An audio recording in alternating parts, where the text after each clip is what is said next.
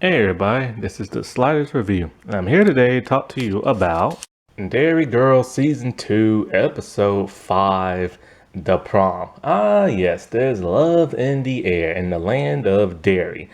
Or at least they're just going to prom. Now I gotta say, this was a pretty hilarious episode. It was a nice movie reference that plays out in this episode.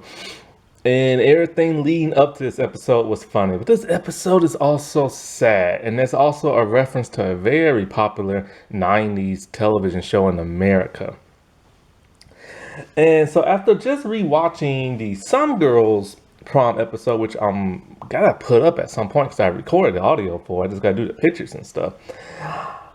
I gotta say Some Girls prom episode was way better because it was funnier. That's why. Theirs were just like, because Some Girls are just zany and wacky, and then Derry Girls is funny, but more like serious funny. And this does hit you on a serious note, you know what I'm saying? Something one of these characters go through, everybody has either experienced or done to somebody else.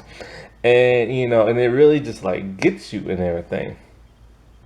And I think it was a very well put together episode. And it makes you now wonder, because I haven't seen season 3, so it makes me wonder what's going to happen between these two characters. So, it starts off with Jenny and like her group singing a song, and the actress who plays Jenny just so like adorably cute, and her voice is adorably sweet and cute.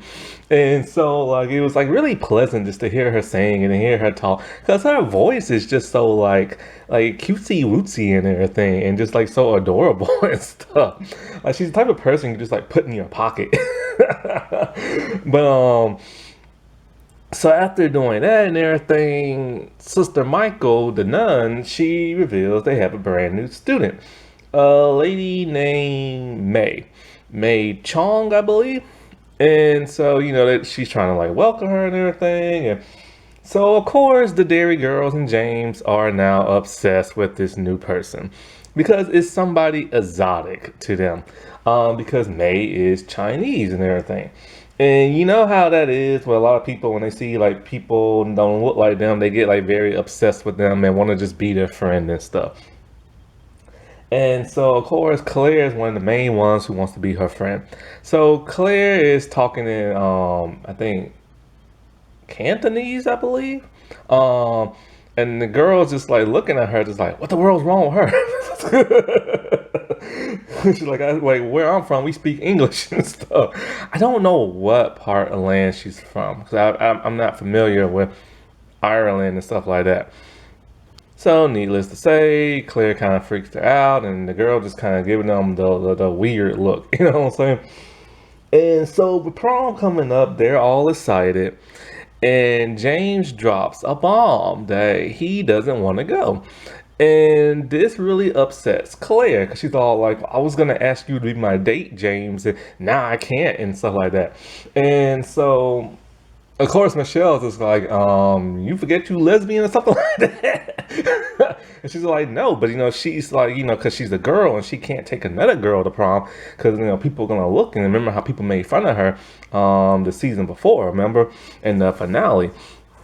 And so I get why she wants to take James and stuff to throw people off, or just like, not have people like stare and look at her and stuff. Plus, she just wants to go and she wants to have a good time. And you gotta really feel for people like that, who are like part of like the LGBT back in those days, and they want to go with who they want to go, but they just can't, you know what I'm saying? Because they afraid of what their peers might think of them. So while home, Ola is getting her dress made for her by her mom. And Erin already had hers made for her, but the thing about Erin is she doesn't want a homemade dress. She wants something that's like gonna like rock people's socks off. She wants like a designer, like, prom dress, like, you know what I'm saying? And so like her mom's like, they just can't afford it, and she wants her and Olaf to go like matching outfits and stuff because it'll be really cute because they're family and stuff. Well, Michelle has a plan. Michelle has decided she's going to steal her mom's credit card and buy everybody prom dresses in her group. See, she's going to do the old 90s cliche thing. There's a thing a lot of people used to do in the 90s. They will buy a very fancy outfit that costs tons of money. They will keep the tag on the outfit, keep their receipt, then take it back the next day and return it. This, you always heard people do this. It's mostly females that did this a lot. And so, like, so all the girls trying out outfits, and Erin tries out one that's very tight on her, so tight she could barely walk and everything. But she's found the dress she likes. Now May has decided she is gonna go to the prom with Claire and everything. And so I don't know if she's a lesbian or not, because I know she used to have a boyfriend and stuff, but she might be bi, which is something a lot of people were in the 90s. It's something you just don't hear about no more. And so she picked out a dress for that of Claire, a blue one. Now this kind of upsets Erin a little bit, mainly because Erin wants to go in the blue dress, and also because Claire doesn't want to go to the prom with Erin, and that made Erin jealous. She's all like, why don't you want to go with me and everything. So already she's not liking May. And so May sees this very beautiful red dress and she wants to try it on. But the clerk is all like, can't, this is being held for somebody. They don't know who. And then that person just happens to walk in. It's Jenny. And Jenny's letting this girl know, you ain't getting my dress, because I had this thing held for a very long time, and she could care less about what this girl wants and everything.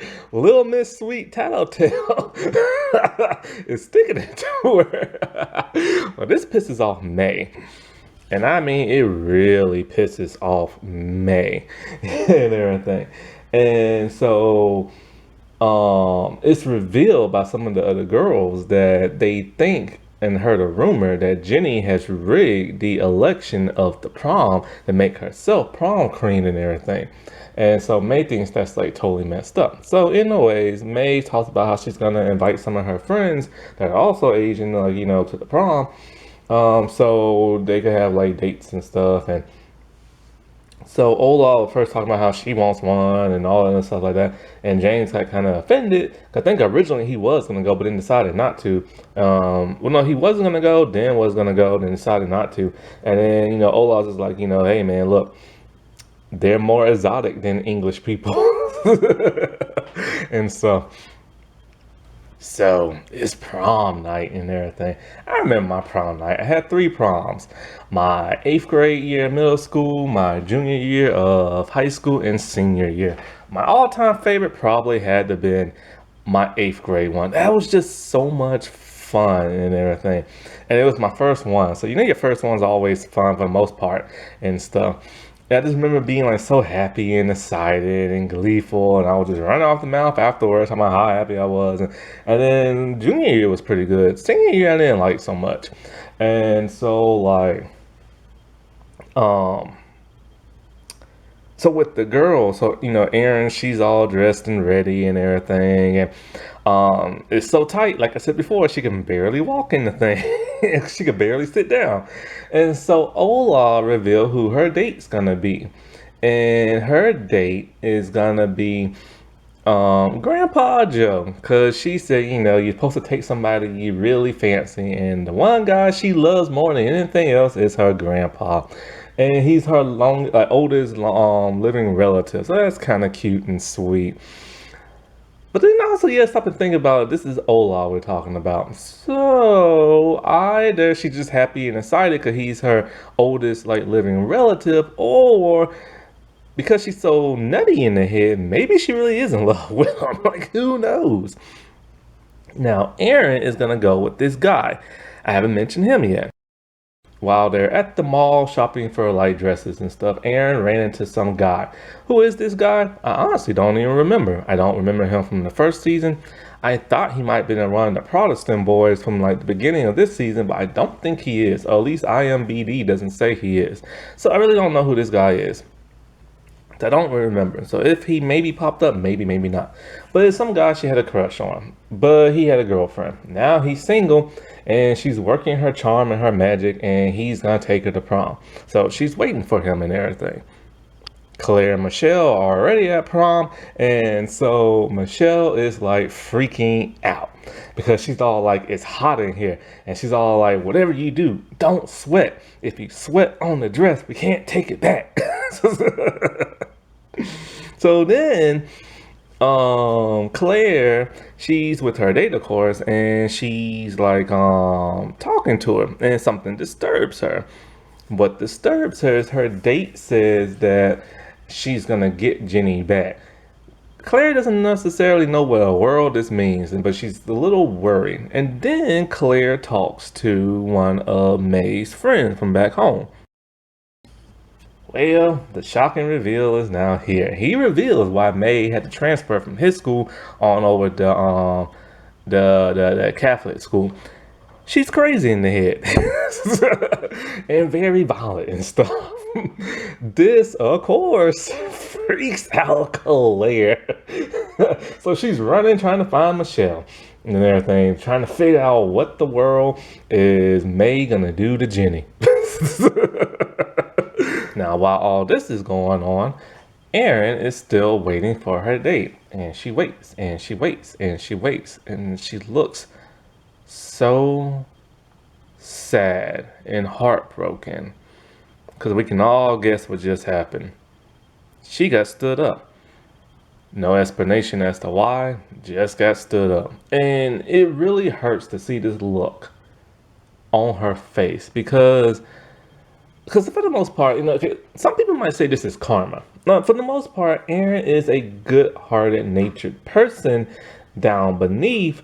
But on the surface, because she's a little because this is the thing, she's a little misunderstood, but she is a sweet person down below the surface. See, on the top of the surface, Erin is very rude. She's not as rude and mean as Michelle, but she is more smug. She is more prejudiced towards other people's countries and religions and stuff.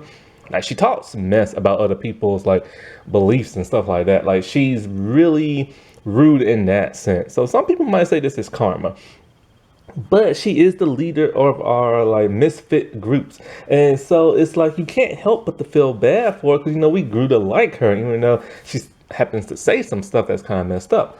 But she is a sweet person. Like, she looked after James when she thought that Russian girl was going to use him for like sex and all this other stuff. And she helped out Claire big time.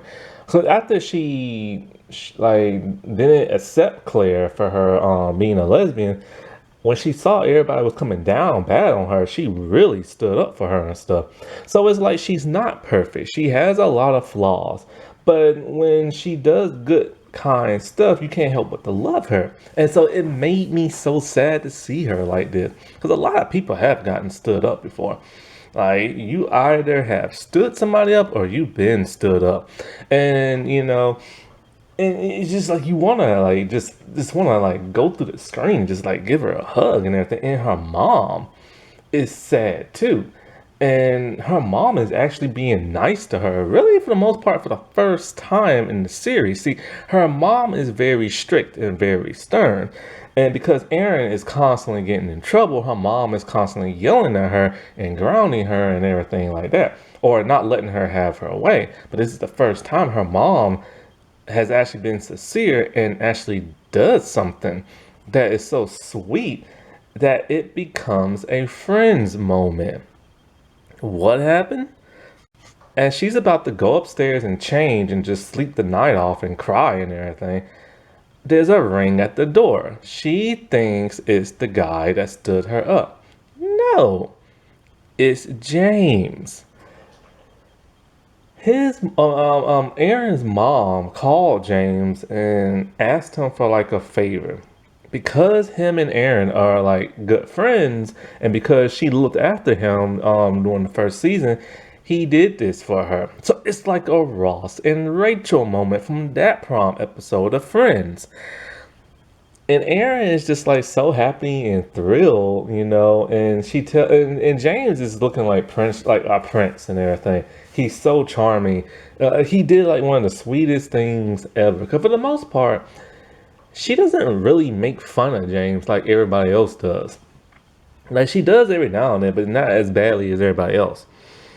And she tells him she has to go change. I'm thinking to myself, but wait, she's in her prom dress. No, because her mom helped her out. She's gonna make her mom happy by putting on the dress her mom made for her. The dress that looks like Olaf's dress.